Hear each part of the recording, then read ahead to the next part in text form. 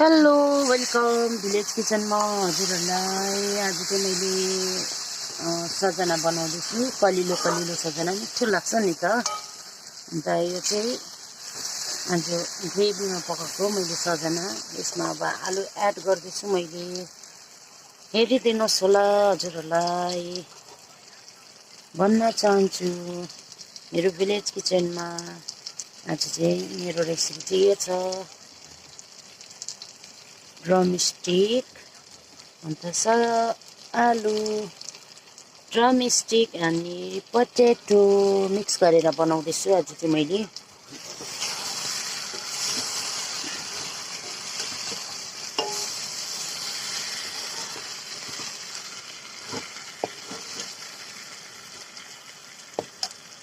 यो चाहिँ आजको मेरो खाना।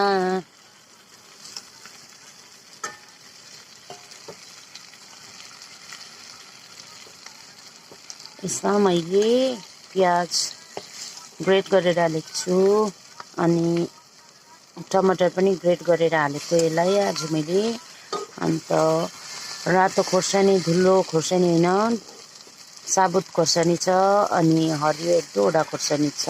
ज्यादा पिरो बनाएको छैन किनकि मेरो बुढाले पिरो खानु सक्दैन। हेर्नु सक्नुहुन्छ। सबैजनाले मन पऱ्यो भने लाइक गरिदिनुहोस् होला भन्न चाहन्छु।